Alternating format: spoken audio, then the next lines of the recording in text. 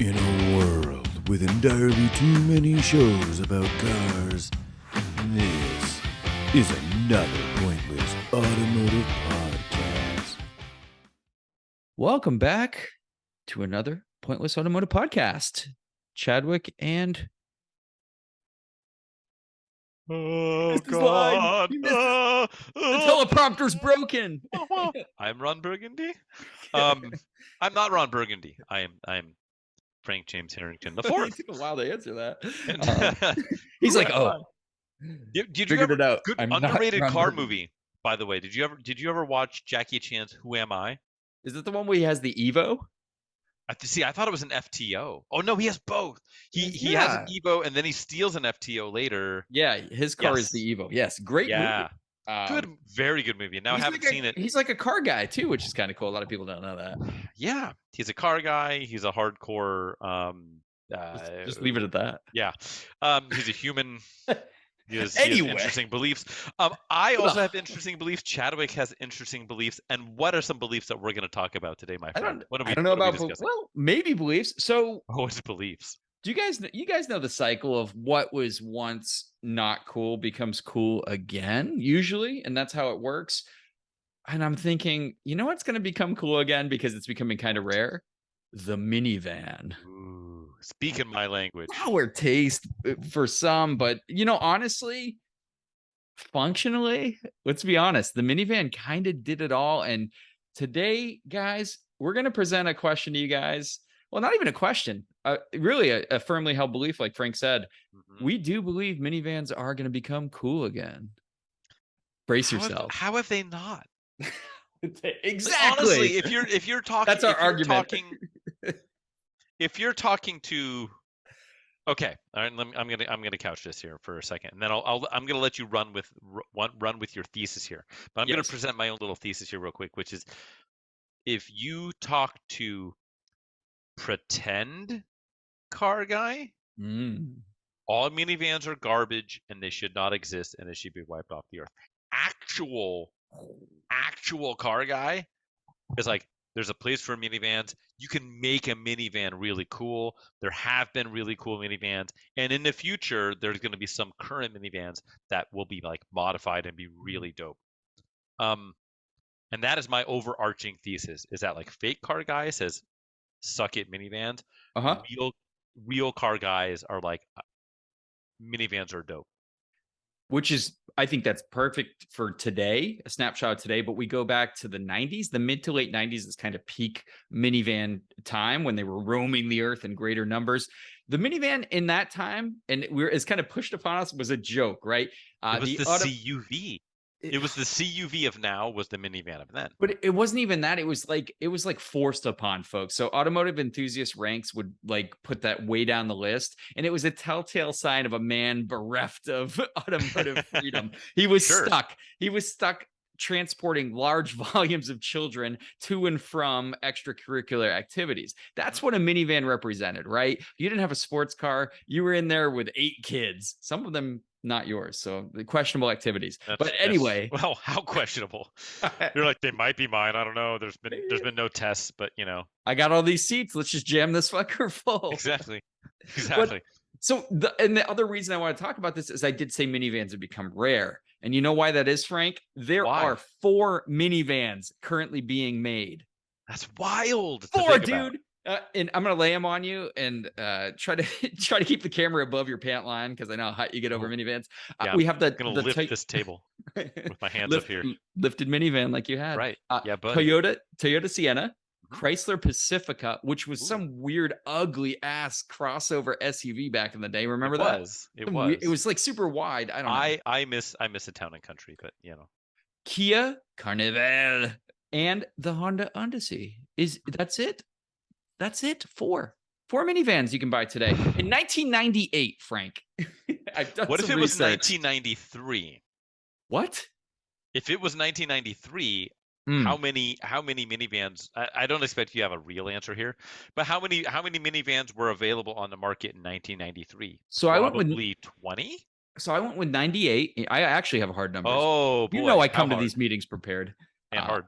No flaccid in the room, please. 1998.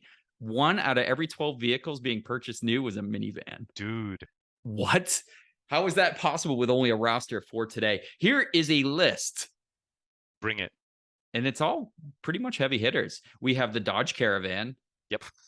We have the Mazda MPV. Hell yeah. Quality. Honda Odyssey, still in the picture. Yep. We have Nissan Quest. Mhm. We have the Toyota Sienna, still in the picture. The Oldsmobile Silhouette. Ooh. Your favorite. That's end run. The Chrysler Town and Country. Yeah. Very nice minivan. We got a Plymouth Voyager up in his yacht. You bet, man. Chevy Venture. Yep. Not too excited about that one. Mercury Villager. Mhm. Plymouth Voyager. And Ford coming at you with a Windstar. Okay. Did So you that run was out of 11. figures? I saw you cycle through. That was 11. That- They might have killed off the Voyager because 98 was the very last year of Plymouth. So there might have been a death rattle there where they just didn't make the Plymouth Voyager. That would have That's been why I picked 12. 98. It was the last year, yeah. Yeah. And I didn't name Grand. There was it was just a Grand longer Vil- you know, wheelbase. yeah, It's like, yeah. whatever. Same with Grand Caravan. Boy. How about those numbers, man? So clearly the minivan is in straight up decline, probably a very not even threatened, I'd say endangered species by those numbers, right? Absolutely, which is a complete shame because what's interesting is that the push of the numbers, the 1998 numbers that you had rattled off. Mm-hmm. I would think that's probably not even peak minivan. I would bet peak minivan's a little bit earlier. It's close, yeah. But late 90s to like mid 2000s was the wellspring of SUVs and CUVs, which in my opinion is a direct, visceral response to the popularity of the minivan. Sure. If the minivan hadn't taken off where it was, the SUV push wouldn't have been what it was. Because you had SUVs earlier, and like the Forerunner and the Pathfinder and the Explorer, right? But they were smaller, and they had like the interior volume of a sedan, but they were just like butch and up and way more truck-like. Yeah, that's what like SUVs body were on frame. Trucks. Yep. Yes, Suburbans, and so the minivans became uncool, so they took those truck body on frame things and turned them into the replacement, like the cool minivan. And now we're in peak cool minivan, which is like SUV, CUV, sedan with a lift kit and a hatch. And I don't think we would have gotten that if it wasn't for the proliferance of the minivan in the 80s and 90s. Before the minivan was the wagons in the 70s and 80s, right? The family truckster, yeah. And exactly. so, it one births the other, and so the minivan has birthed the SUV, which is why the minivan is going away. But if you look at any actual minivan, when it comes to people moving and comfort and on-road dynamics and just like pure packaging exercises, they are undefeated. The modern minivan is unbelievably nice. You checked every box I had checked in the minivan versus SUV battle royale. Yeah. Minivans give you, it's similar interior volume. I'll give them that. SUVs are just lifted minivans for the most part. The minivan did get better MPGs because of aerodynamics, right? Handling characteristics more akin to a car, being lowered down, having the weight distribution towards the ground. Those are all pros over the modern lifted SUV, right? And with modern technology, sure, crossovers and SUVs still handle better than the old school ones that used to be quite scary and top heavy, but still a modern minivan still handles so much more like a car. Absolutely. And what's interesting is, and I think there's a point to be made here.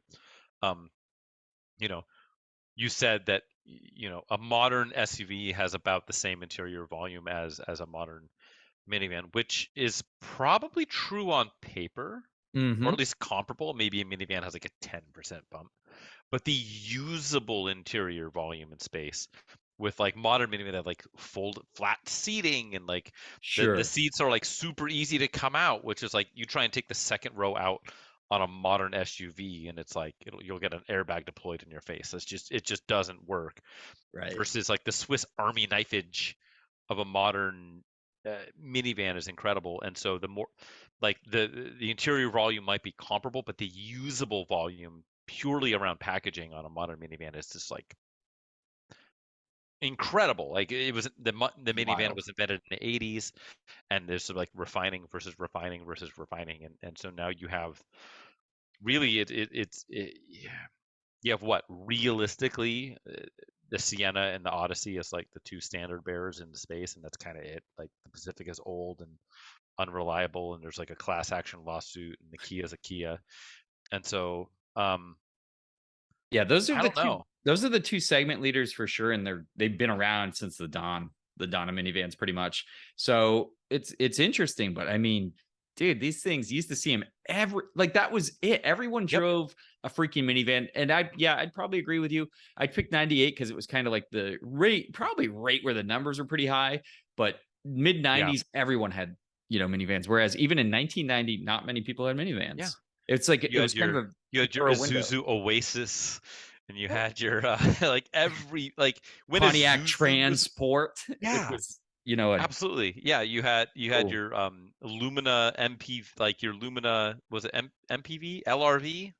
No, One of those. LRV was Mitsubishi. The Lumina Right. APV, APV, I think. I think HPV. Yeah. So to It was definitely the human papillomavirus of minivans. But yeah, I mean, there was not a nameplate that didn't have Mitsubishi Expo. Right. And then you even had like a subset Yeah. of minivans where you had like the Eagle Summit, and you had your Wagon. Eagle Summit Expo wagon, baby. Yeah, but it had a sliding door, so it was like Expo a LRV. micro van. Yeah, and you had the the Mazda 5, which I still think is tragically underrated. Like the last bastion of minivan hope. Oh, the MPV was so much cooler though. Yeah, it was because Those you only had early the two rows, but the center row was like way set back. Huge, yeah. And yeah, it's just it's Dude, Mercedes-Benz made a minivan at one point. Dude, the coolest minivan. I have a note where like all I wrote was He's gonna say R63. The R63 is goated, and I know they like to not call it a minivan because it doesn't have sliding doors. And they called it something dumb. I don't remember what it was. It was like a maximum utility. It was a minivan. Get out of here. It's a minivan, and it's the greatest minivan. They need to lean into a 500 horsepower NA V8 minivan. Put the 6.2 in it, which was a 6.1. Wait, was that it? 6.3? No, it was a 6.3. That was a 6.2. Yeah. Got it. But yeah, it's just. Have you ever owned a minivan, Chadwick? I have considered buying a minivan on multiple occasions. You're so good. I've never got. Well, I've got the Eagle Summit wagon, which is a minivan. Kind of counts, I guess. But yeah. Yeah, it's half points. Yeah, I've had some wagons. I mean, yeah, I do need to be fair. I'm feeling a lot of peer pressure right now. I probably need to start looking at minivans again. Okay, so to your point, if you were gonna go out and get a minivan today, that you also then had to make be cool. How are you shopping? And let's put the E63 aside because that's the unicorn. They made like what 280 for the North American market, something like that. Yeah, really low production, just unrealistically cool. That particular shaggin' wagon aside, like what are you looking at? And you can modify it, like you can do cool stuff with it. Look, man, I'm a purist for stock, but if I was to pick one up, honestly, I was looking at a Mercury Villager. It was one of those ones with all the gold lettering. Yeah, it was a good one, but also I think I'd be Nautica. No, it wasn't the Nautica edition. It was another one. God, I can't remember. It had a cool name though. I forget. But anyway, it'd probably come down to a Mitsubishi Expo, which I think are cool, or a Pontiac Transport, which is also very. Those are cool. You're team cladding. Yeah. Oh, you know how I roll. Come on. How about you, man? What are you going for? Boy, I mean the cheater answer is Previa because like you can go supercharged. They had supercharged. They had all-wheel drive. They had NA manual, but like I think that's a little past it. They're rear-wheel drive, mid-engine. They've got like this weird accessory setup. Quite a pain in the butt to work on, I've seen. So yeah, they're kind of a pain in the junk. They're prone to head gasket issues. That was like their one Achilles heel. By the way, I've got a line on an automatic NA one, or no, automatic rear-wheel drive supercharged one for cheap if you want it. Hard pass. Just let you know. Thank you. But I think there's two ways to go. I think you go either super minty to keep with your theme of keeping it stock. Yep. Super minty, like 85 caravan wood paneling manual turbo. God, yeah, dude. Which 2.2, right? there's the 2.2 turbo. the 2.2 with a turbo, which I think at the time was good for like 150 horsepower out I of think the it was like box, 146. Yeah, you're right. Yeah, 140, 150, which is not a lot, Still but cool. you could do silly things with it, and it's cool. And like wood paneling and short wheelbase is just obscenely silly. Big, With like comfy the early seats. stuff with like the The stacked seats. headlights. Yeah, the seats. Remember the seats in those? The big tufted like fabric. Yeah, Wow. super fuzzy. But that would be cool. But I think I would go a super minty Mazda MPV. Yes. I didn't even mention that, even though I just said how much I love those things. Yeah, Mazda MPV. That was like the actual like all-wheel drive with a push button on the dash. All-wheel drive, baby. Yeah, and those were at a time where it was like the rugged minivan, and so it just oodles of cool. And they good luck finding a nice one of those. They were super popular. They look more rugged. They looked really rugged. I like they were like visibly stance. taller. Yeah, they had that upright stance. They had that like short porch on the front. They had that straight down rear. Those were cool. Like they were just they were a deal, and like they were their own thing. Like everything else zigged and it zagged in a good way, in a way where I think there's like if you have to forecast like what will the cool if your thesis of what that when we started out here and you're like, hey, what is uncool will become cool again, and we go full human centipede, and now we're back at the beginning, and it's the okay, all the minivans from the 80s and 90s are cool. Which ones are cool? I think that will be one of the leaders of the pack. The Previa I think still will be, but I think that one will be. Dude, what about the Dustbusters? I think those things. I don't. I think they're cool now. When they're but that's what I'm saying. If you find a clean one now, that is a dope ass minivan to cruise around in. Your teal transport. Oh God, yes. I think they are, but I think the drivetrain of an MPV is superior. The drivetrain of a Previa is superior. Those 80s Toyota vans, those drivetrains are kind of like dog shit quality, but like they go forever, and like the rest of the van around it is interesting. Then they're smaller. Sure. The drivetrains in those GM vans are kind of trash. I'm aware of GM's automatics from that time period, but like honestly, everything. I mean, I guess if you have okay, to your point, if you have a perfect one and you have to do nothing, I mean, I'm not going to sit here and be like, well, this one drives better, because they all drive like garbage. Comparatively, But like I was speaking purely from design, because the Odyssey and Sienna are kind of like your normal minivans, right? You're very utilitarian, pretty same design. Except for that first gen Odyssey. Okay, it was a little weird. That first gen Odyssey. Well, End Run Quest was super weird with the they VQ. Always were kind of weird, actually. Yeah, but they were like really weird with like the shifter and the dash, and like everything was like a weird like circle, and like the dash was dead. It was like some weird stuff. They had that weird like long skinny sunroof. Yeah, that was weird stuff on the End Run quests. But the early run Odyssey was weird, because it was a Honda Accord, just like bloated and tall. Yeah. And so like they're kind of like and they're way smaller, and they have the same powertrain and everything. So those are kind of on an island, an oasis in the desert, if you will, of being different. I just think the Dustbusters stand out to me personally, because at that time you had Dodge Caravans, which were chunky, blocky, minivans cut out of stone. And then they set the stage. Yeah, the Dustbusters came out and you're like, holy shit. I didn't know there was a space shuttle going down Main Street today. And it's And you know what's funny though? it's my buddy And Josh's mom, and she's smoking hot. True story. exactly. Yeah. Was she an astronaut? She was Um. blonde.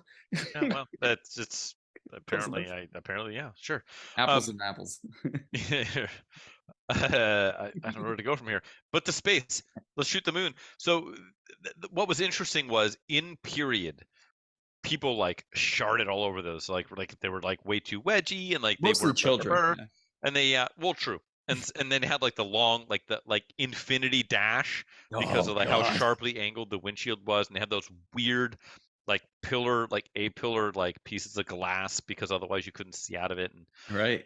like and so everyone was like, oh no, like this is not traditional enough, it's not what I want, and they did okay in the market. Like I remember seeing them, but I feel like they floundered. And then they went to the generation after that was what they had, the Chevy Venture That was the Venture and the yeah. I with think like the Warner Brothers edition, and you had like Bugs Bunny on the back, and it was like kind of weird, and like and you got some features that you have a headset, you can watch Warner Brothers films or whatever. hmm. But like they skewed the opposite way. So then they went towards the hey, let's just emulate the Caravan and the Town and Country, and it got lost at sea. And then they had the Uplander, which was trash too. And we Hmm. had the Buick. Was it the not the Rainier? You had the Buick. The Rainier was like a crossover SUV thing. Right. Yeah. The Rainier was it was a Trailblazer clone. What was the not the Rendezvous? Or was it the Correct. Not Rendezvous? the Rendezvous was built on the Aztec platform, and It was one of it was I know what you're talking about. It's similar. golly, that's gonna kill me. What was the Uplander? I gotta look it up. The Buick It was like the Buick Buick. Reliant. I don't know. No, that's a Plymouth I Reliant. know. Points for naming a real car. Uh, Give me a hint when you find it. I don't want to. I don't Buick. want to know the answer. Okay, I'm gonna look it up. Yeah, we're really read up on our minivans. Oh, dude, you're never gonna. I don't want to say you're never gonna get it, but It's not an R, is it? It doesn't start with an R. do you remember? Speaking of peak minivan, do you remember there was a Saturn version of the Uplander? Yeah, yeah, of course. What was it called? The Saturn version Yeah, was the. can you get it, folks? It's not the Aura was the car, right? No, it was literally just they rebadged the Chevy Uplander Oh no, from like the mid 2000s. had to be something. This is end run. It was the Saturn Relay That's right. Yep. and the Buick Terraza. Okay. Which I was like, no, he's not getting that. And I wouldn't have Great. gotten it either. I've Fair driven enough. one of those, and they're just like an Uplander with leather. Either way, that was end run. Like that is like, to your point, out of all the GM minivans, Yep. you're right. Like those were the best ones. Was the Dustbuster era? Which Yeah. Dude, I don't know. I don't know. You know what? You know what else we're missing now? what are we missing? Europe. The OG manufacturer of Volkswagen. True. Because you had obviously the Vanagon. Let's keep it within our minivan era. Yeah. Which did you ever spend a lot of time with a Vanagon? Because they're very unique. They're very unique. I've never spent a lot of time, but I've driven one and I've ridden in one. And there was a lot of variants. We didn't get all the variants here, but Right. they are pretty interesting. I compare those more to like a Ford Transit-y kind of thing. Because it was Kind of, but we never had the different. Transit. No, Like, but in it's like that, right? It's kind of more of a utility versus people moving. Our minivans were always catered towards people hauling, right? So Yeah, like growing up though, it was interesting. Like growing up in middle school and high school, I had friends. This would have been call it the mid to late 90s. I had two friends whose parents had like the people mover versions of the Vanagons. So one had where you had the captain chairs in the front, and then a traditional like two-person row and then three-person row all facing forward. And then I had another friend who had one, same deal, except it had two captain's chairs for the second row facing back, like back to back against the front seats, and then another bench seat, three-person bench seat in the rear with a card table that you can flip out. No pop top, no kitchen, none of that. It was otherwise a Vanagon GL, I think was the trim. Okay. Um, Did they have one that was a sleeper? Well, I oh know yeah. my buddy in high school took out the seats, the rows in his, and Mhm. he put a mattress back there and it had curtains Uh-oh. and everything on the windows, which was Rut-row. That sounds the Shaggin' sounds. Wagon is what it was Yeah, called. you know what's interesting is I had a friend who had the same thing. He got a hand-me-down one. It was like their camper car, and then his parents didn't want to buy him a Oh first god. car, and so they got him a. This would have been like 2001-ish. And so they gave him like, oh, we don't drive this. We used to go camping in this. We're going to give it to him. And it was like, I think it was like a 85, 86 Vanagon, the full camper, the full Westphalia camper. And at the time, it wasn't really worth a whole lot. And so he did like stupid stuff with it. I remember he was driving. He said like, what happens if I just rub the sound wall with the side of my car? And he did it. And there was like a chunk of like, there was like a bolt sticking out or something. And it caught the sliding door and just wanted to and just like put a huge gash like down the side and bent it so you couldn't open it anymore. So you had to like God, climb into the back through the passenger front door. And horrible. he just destroyed it. Like he ripped the sink out of the back, and so like his some of his buddies would just like use the hole that would go into the floor just like as a restroom at freeway speed, and just like yeah. So Interesting. and now that would be like if it was as clean as when he got it, it'd be like a $45,000 Oh rig. hell yeah, dude. Um, So, but here's the question for you though, man. Dude, How do you think these vans are going to come back? Like they're not going to I don't think we're ever going to see manufacturers making them again. We're going to have the old ones coming back. Do you think they're coming back as like really cool stock restos, or do you think we're going to see like modified stuff? In your opinion, what do you think we're going to see the majority of showing up to like car um, meets and like cars and coffees and shit? I think modded. I think You? modded because of Okay. for a few reasons. Um, there's still going to be an undercurrent of uncool when it comes to the minivan. Like Maybe. I think if you there's a choice few that if you There show are up many choices being made here. right, but what I'm saying is if you show up with the absolutely immaculate 20,000 mile Nautica Quest, like Pretty okay, cool. like yeah, like that'll be chill, but like anyone who shows up in a Sienna or a Previa or an Odyssey or True. a Eurovan, yeah, a transport, like I see.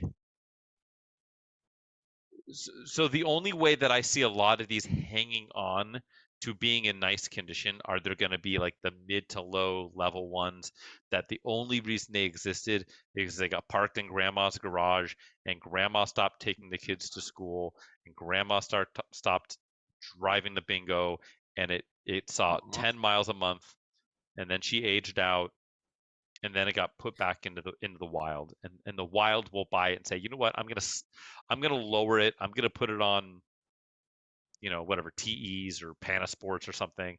I'm gonna put a dope sound system in it, I'm gonna roll it to my local Cars and Coffee, and the paint and body are gonna be perfect. Like I think that's how they're gonna show up, and I think they'll get attention. Like think about it now, if you showed up with any minivan Mm, pre 1995 and it was straight, but it was like lowered on like bronze wheels, yeah. like that'd be kind of dope. Like I How would be about a kind of into it. how about an early MPV with a slight lift and some like BFGs or some Toyo Open Oh, Countries on it? That yeah, is you're dope. talking my language. That is hot. That is pretty hot. You know, speaking your language, I actually just saw a Sienna. The Siennas came supercharged as an option, right? For a little while. Mm-mm. So someone swapped in the engine from probably, or they just added a supercharger. They had a supercharged one with a manual lifted. So the Sienna never came factory with a manual. It, it never. What you could have done, like the Sienna, like the generation that I had, or the prior The generation. prior gen. Okay, so the first gen Sienna came with the 1MZFE engine, which was the 3-liter V6. That was the corporate Toyota Lexus V6. Yep. And there was a TRD Supercharger kit. supercharger kit Yep. for that. Now it wasn't designed to fit and work on all applications of the applications engine. Yeah, that engine was in. But you can get creative and you can find a way to make it work. I think it was only really supposed to be fit to the Camry and the Solara, like the late 90s Camry and the early Solara, the first gen Solara. Mm-hmm. And I think that's it. But yeah, you can get creative and you can find a way to like tweak some things and make it fit. So I'm sure that's what they did. As for the manual swap, boy, Out of a I mean that's 4Runner? dope. No, it would have been have to have been another front wheel drive application. Oh, So Camry, Solara came with manuals. The Solara came with a V6 and a manual. They did for like I think the first Few, 1 or 2 years only. yeah, they're super rare. I actually saw it for Hyper sale, rare. and it sold within 2 hours. I did reach out. I wish I could have got white too. Really cool. But anyway, it was lifted on BFGs with a supercharger and a So manual. sick. I'm like, God, that's like it's Imagine perfect. like the ridiculous torque steer BFG burnouts. I I think bet we're it's done. badass though. Yeah, Yeah. supercharged. So that I think that's how the future will hold. It'll be modified grocery getter minivans. And the cool thing is you just show up with your modded minivan and like 6 of your friends pour out of it Sure. and everyone has a good time. What do you think? What do you agree with that? You think it's going to be the stalkers? What do you? I think it's stock. I think some of the stock examples, because honestly, I was at, this is weird to say, I was at like a skate park, and this dude pulled in, and all his friends got out, and they were in a Mercury Villager, and it was white with all the bronze badging and the bronze wheels, and it looked perfect. And I was like, I need to make a comment. So I'm like, dude, this van's so nice. You ever considered selling it? And he's like, no, it's been in my family since new, and I'm holding on to it. And I mean, good for him. It had like 170,000 miles, but it was so well cared for. And just the combination of the white and the bronze, it looked so good. I forget what, it was a special edition, but they had a different, like 5 different editions every year. So I'm sure it's not that important, but it's something about just seeing one that clean, man. Because most minivans you see today are just like falling apart. Oh, they're clapped. Yeah, it's so bad. But and that's why you're never gonna like. That's why I think really whether it's stock or modified, if you show up to a Cars and Coffee with a 35-year-old super nice looking minivan, you're gonna pull eyeballs away from the McLaren 720S. Like you're just gonna, and I'm that's the crowd I want to roll with. Hey, let's be honest. We didn't talk about prices, dude. These things are so dirt cheap, like unbelievably dirt cheap. Even nicer ones, minivans, just not fetching any value right now. No, and it's a good, if you find. I kind of want to right now. Like I feel like we're gonna end the pod, and we're like, and we're gonna sit challenging each other. Like, what did you find for this price? It'll be like 1:30 in the morning. We're sending each other like stupid minivan ads, minivan pics. Exactly. You up, girl? And it's just like a full. The doors all the way open. Yeah, slide that open for me. Yeah, get it. How many kids can you fit in there? Exactly. That's a childbearing vehicle if I've ever seen one. The opposite of what the minivans will be doing in the future, or in the past. What about the future? What if you had to today say, X manufacturer is launching a minivan in 2020, let's say 2025. We'll give them a buffer, and we're not going to count the Volkswagen ID Buzz or whatever the electric vaporware that's going to show up is going to be. Sure. If you got to relaunch a minivan, by who? How would it happen? Who would it be? So I think you're going to get behind this one. Ooh. Dodge Caravan coming back. Sure. Hellcat Red Eye. Oh man. Mic drop. All-wheel drive, so it's going to basically. It's so infeasible, but it's so dope. It's so good.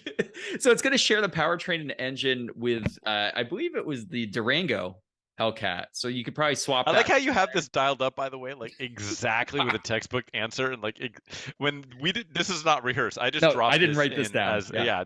Nobody's notes involved this, but you're like, okay, so here's how it's gonna work. We're gonna get the Durango, and they brought it back, and people got angry. We're gonna pull the drivetrain of it, and put it in a minivan, and everyone will be happy. Yeah, like, the Caravan's back, and you know what? We'll do a woodside version of it. So a woody Hellcat Red Eye SRT minivan. I'm on board. I mean, it's genuinely the right answer. That's wild. To the point where I can't come up with a better one other than the Ferrari Perosangwe, which we briefly touched on a couple God. weeks ago, which is not a minivan, but it's a minivan, but it's not a minivan. You're right. The only other answer that I've got would be I want a new R class. I want the R63, and I realize it won't be an R63 because they don't have a V8 anymore, and now it's like a Twin turbo supercharged, six or whatever. turbocharged hybrid, mild hybrid plug-in, blah blah blah blah blah. But I want a German, not minivan with obscene power. Yeah. Porsche could make one. I think Porsche could make a Panamera in a minivan. That would be kind of cool. Yeah. So they've got the, what is it, the Gran Turismo? What would it be called? Like the Gran Turismo? Like the right, the Caravan Turismo. yeah, that would be fun. It's just like kind of fun, right? an unholy mashup of the Panamera and the Cayenne. Oh God. Yeah, it needs to be. Or what about this? What about but just how about GR? I just want a GR Sienna. I want a GR Sienna, not the three-cylinder, not the three-cylinder. That's not gonna fly, but just a. No, you gotta boost it. Yeah, it's gotta. You know what it needs to be? It needs to harken back to its roots. Just like the first gen, you said, yeah, supercharged. So you're gonna take the Evora power plant drivetrain and kind of put in there. All right. Yep. Yeah, Evora 410. We're getting like how many people are excited about minivans right now? They should be, because you know what? Okay, I'm gonna make a quick. We're right up against before we have to start quizzing upon each other's faces. But before that, I just want to make it just a quick, like, a desperate plea to the people here. Oh, good. If you're not team minivan, go out and take yourself and like 3 other people and some stuff, and go on a driving adventure of more than 72 hours and do it in a minivan. Yep. And you will see the light. And that's it. I'm just going to leave it at that. It's an incredible platform and program that needs to be celebrated and sung from the top of the mountaintops. And you had a lot of vinegar when you went into that phrase, and I thought you were going to say, if you're not into the minivans, you can go fuck yourself. That's where I thought you were going. 100%. Yeah, you can go your ass somewhere else. No, it's just it's really that simple. Just like go take it on, enjoy it, be part of it, live it for a minute. There's no going back. You're not going to go back and be like, well, let me get my CX-5 and like. No, it doesn't count. Let's boil it down real quick. Yeah, boil it. Yes baby. or no? Yes or no, Frank? Are minivans going to come back? Not in like which new. way? Not new. Okay, I mean, come back you. like as a thing. In that case, absolutely. I think vintage, quote unquote, vintage minivans in 15 years 10 years, maybe less. If they're not now, absolutely. Yeah. Yep. I'm right there with you. I think your thesis is sound, my friend. Yes, sir. So you're saying we should start squirreling away clean minivans? Find them, baby. Oh, yeah. Man. Yeah. Get that Villager Nautica that I think earlier I called the Quest Nautica, and we're just not going to pay attention to that. Just do all of those things. Like my panties can only get so wet. So soaked. Yeah. On that note, should I shut a laptop, or are we gonna get quizzical, I'd like my friend? Play a game. Oh. Yes, let's get quizzical. Welcome back, listeners, to our automotive print ad quiz game. It's a weekly occurrence here on the pod. Frank, this time will be the quizzer. That's me. Quizzing off. The quizologist. The Quiznos. Exactly. Rest in peace. Yeah, RIP. Yeah. Those commercials are great. So he's going to read a print ad from a periodical, usually a magazine. Fair game is 80s, 90s, early 2000s. He's going to read the ad, omitting anything that gives it away. My job is to guess what vehicle he's poorly describing, because these ads are all over the place, and that's what makes this game fun. I have 3 guesses every time I fail, which is almost a guaranteed thing. He can help me out with a hint. I have 10 minutes on the clock when he finishes the ad. Frank, I am ready. What have you got for me today? Okay, today, my friend, this is another 2-pager, a full spread, if you will. We have the vehicle in question. It is our favorite front quarter 3/4 Which, shot. however, this one is this time it's like in a full corner, full tilt corner. Wheels are motion blurred, full lean. Holy shit. Yeah, yeah. And then it says blank announces the blank. A nice, practical 150 mile per hour family sedan. Okay. A lightning bolt, maybe a bit faster, perhaps, but it doesn't carry 5 people anywhere nearly as comfortably. We're referring to the blank. Automotive brainchild of Blank's elite motorsport division. A select team of engineers who have populated racetracks the world over with meticulously engineered blurs bearing the Blank logo. Now that a group of experts has placed their logo on the limited edition Blank, a highly civilized four-door luxury sedan that will take its place among the fastest production sedans on planet Earth. What the creation of such a prodigious car mandated was a total rebuild of the Blank. The Blank's staggering performance, 0 to 60 in under 7 seconds, Okay. is due to a twin cam, 3.5 liter, 4-valve per cylinder, 256 horsepower engine. It was described more poetically by a German critic as, quote, a piston engine monument. That was according to Automotor und Sport.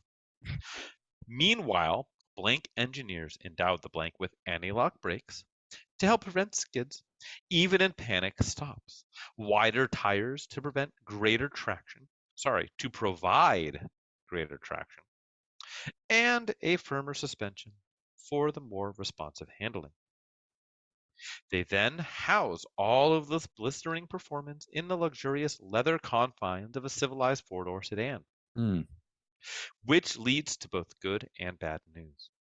The good news is there's 500 of them available this year at your authorized Blanked dealer. The bad news is there's only 500 of them available at your authorized Blank dealer. Holy That's it, my friend. Okay. You wouldn't mind getting the timer going for us? Yeah, we're on it, baby. So 3.5 liter? Did you say that to overhead 3.5 cam? liter twin overhead cam. Did you say inline or V6 or was that not stated? I can't remember. 4 valves per cylinder. That's all you get. 256 horsepower.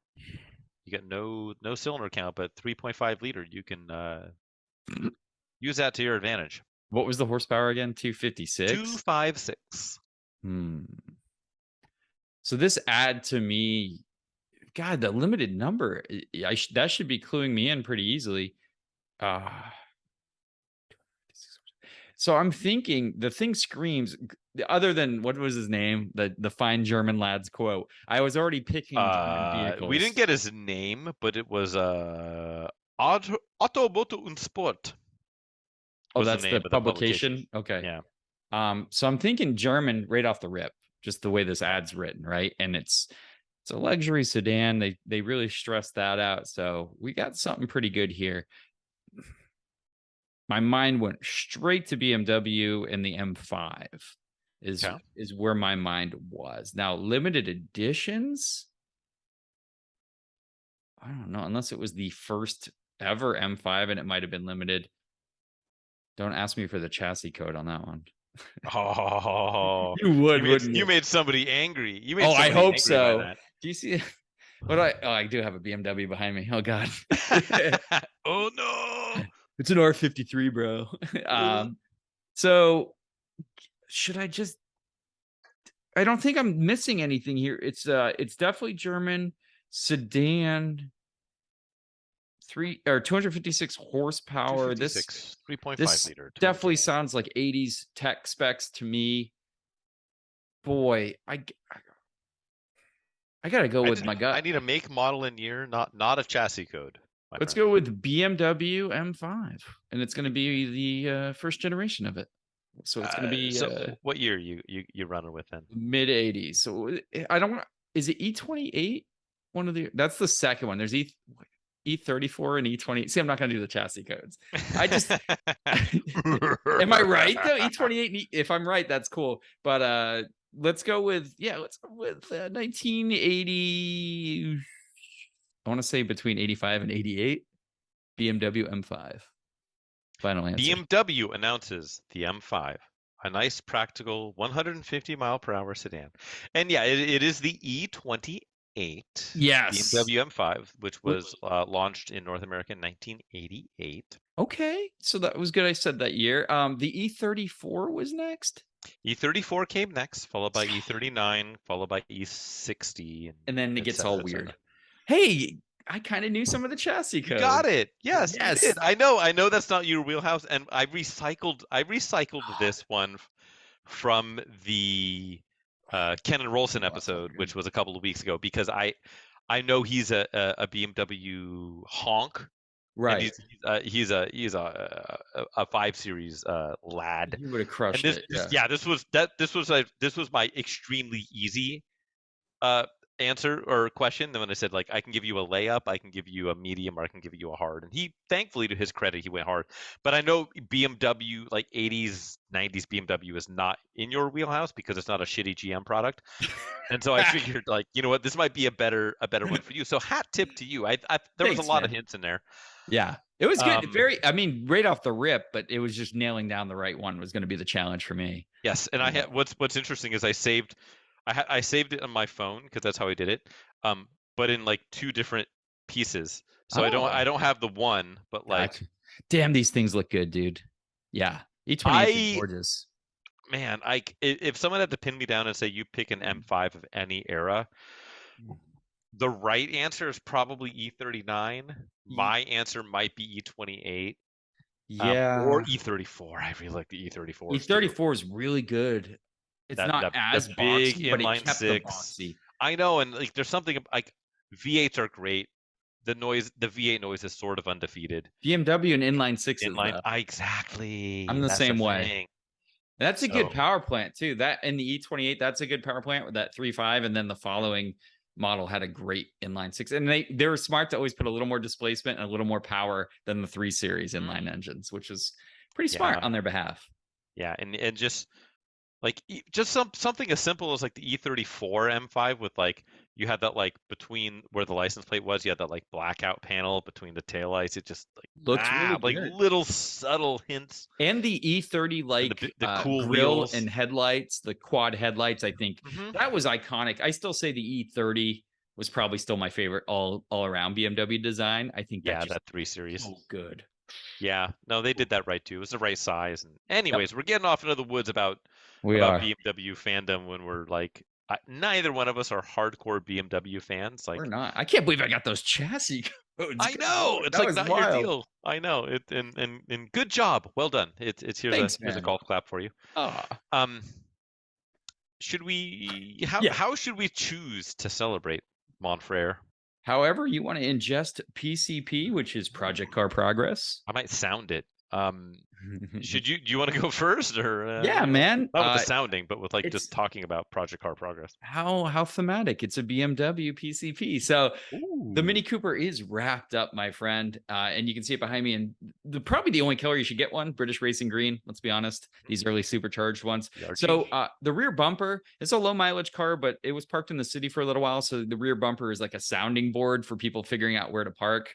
And unfortunately, it just was beat up too much to like touch up paint kind of makes things look worse when you try to do that. Yeah. So I just went, like I always do, stripped it down, took it down to plastic, got it nice and smooth. And of course, put some really good quality primer on there, good quality paint, and then 2K cleared it, buffed it, polished it. It's looking so good. And, for me, like bumpers always take the beating, right? Like even when you have a nice clean car and there's not many dents on the car either. I had a PDR guy come work it over too, what was on there. But it's just bumpers always get a beating, and I think it's crappy if you leave a shitty bumper on a pretty clean car. So bringing that bumper back to life, really the whole car comes together. It's a good looking car. I really friggin' A, man. I don't know. I love my Volvo. I love the C30R design, right? As I think it's a better daily. But the Mini, and this is a rant, and I'm not going to get into it, but the Mini Cooper, these R53s, these early supercharged ones, are every bit what the Miata was when the Miatas are cheap. They are approachable, engaging, super fun cars. They handle way better than they should, and they can be had still for a good price. But the prices are coming up. I love It's what I so love about those good. cars is just how, and it's probably part and parcel with the short wheelbase, but like just how lively the rear ends are. Like you can, They're so frenetic. Yeah, like yeah, it's it's they're twitchy. It's good, and this, quick. yeah, they're twitchy, and like they just they're tossable, but like the back ends will want to step out, and the supercharger makes good noises, and Oh, I'm right there with you. And I know they've got a little bit of a rap for reliability concerns, and I know a lot of that is driven by the generation after that yes, with the better than the turbocharged, where those subsequent are, generation. Yeah. yeah, but like they, I guess it's not the son bearing the father's sins. It's the opposite, Right. the opposite way. But It like, is it is a BMW, we're not dealing with like a Japanese like sports car, right? So that's a yeah, big difference. But it's not that bad. It's like anything, that you and they get driven pretty hard because like you said, very engaging car to drive yeah, fast. But the big shifter the size of like a pool cue ball, and just there's so yep. much in the gauges, the big circular it's just there's so much going on with it, right? I I I just want to say that I think these cars are going to become huge enthusiast machines, and their prices are starting to reflect that for So clean ones. we gonna bury this one, or are you gonna sell it? What's the plan, man? I'm probably gonna sell it. Yeah, Okay. it was gonna be my daily, but I think the C30 does the daily better. It's just I it's a think you're more probably right. It's a little more substantial. It's a little bit sure more civil. It com- certainly has all the safety things, the comfort things are there. It's comfort. Yeah, and it's not like it's short on power because that's a no, very it's still fast fun. car too. Yeah. So and it's not short on looks, but the personality of the Mini. I always thought the Minis look good. These first Yeah, ones, when I see a yeah. modern Mini, I cringe, and then I see one of these, I'm like, yeah. hmm Yeah, you do the, what was it, like the Drake, Yeah, I was gonna the say Drake meme. the Drake meme. Yeah, it's like Yeah, yeah, it is, R53. it is the mini Drake meme. Four door modern Mini drives by. Yeah, exactly. Can I talk about the opposite of a mini real quick? Sure. Oh, So the only like remotely substantive progress that I've made is on the LS 430. So I've been driving the LS 430, and I got it with the valet key, that's right. which looks like the regular. Okay, so the thing is, on these cars, it's like a weird, like, I think only '05 and '06 they had this weird like proximity key that you can do cool stuff, like you touch the handle and it unlocks, and like you Mhm. push a little button on the handle and it locks, and it's keyless entry. You just turn a little nubbin and like all the fun things. Yep. Well, the valet key doesn't let you do that. So the Oh, valet key, because it won't, you have to put the key, which doesn't look like a key, it's like a trapezoid, like into the nubbin and turn it over. And it's a weird like stopgap year. yeah. And so getting Weird. someone to like replace the key and program it is a pain. It would have been like $1,200 at the dealership, all said and done, to get it done, because they wanted like $300 for the key and like $500 worth of programming Oh my and god. some other stuff. And I'm like, no. So I found a key, an OEM key. I ordered it. I got it. It was on eBay. I paid like 110 Okay. bucks shipped. Good price. And then I had a guy locally who was like, oh yeah, I can do the programming with the OEM key and da da da da da. It was like a locksmith. Okay, cool. 150 bucks flat. Great. In it to win it. So he does the thing. Yeah, I got the key. He sits there for like 45 minutes. He's like, man, like the BCM is talking to the key, so it recognizes it. He's like, I can get it to do the transponder part, Hmm. but I can't get it to do all the other functionality. So I have this new key, and it functions like the valet key, Okay. except he could not get it to talk. And he showed me like there's this whole programming What? methodology that you have to do in order to get it, because again, it's like a mid refreshed thing, like a more Oof. modern key. All of this is baked into one system. So Right. you have the key, you get it to talk to the BCM, and then it does all of the things. Everything. Yeah. Yeah. That makes But sense. because this was like a mid-year deal, the key has a transponder, so you have to use an like a special OBD scanner to get it to sync up to the transponder part of the key. Makes sense. Yeah.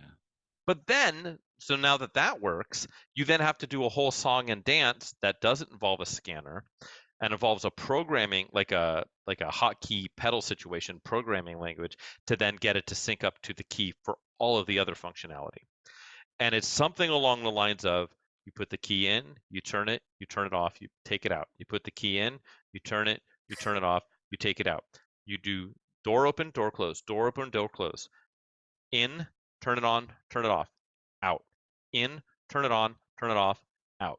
Door open, door close, door open, door close. I have those of you this written down following at because home. I've tried this a bunch of, and then key in, on, off, out. Door open, door closed, door open, door closed. Key in, over, let it sit for 3 seconds, pull it out, and then what happens is once you do that, then you go door open, door close 1 time. Okay. And then you hear the door locks go like lock, unlock. Yep. And that means it's in programming mode. Yeah, it's synced. So then you get the key and you push down lock and unlock at the same time on the new key. And then it's supposed to go lock, unlock once. Uh-huh. And now it's married and they've programmed. When I do it, it goes lock, unlock twice, which means, oops, something wasn't right. Try again.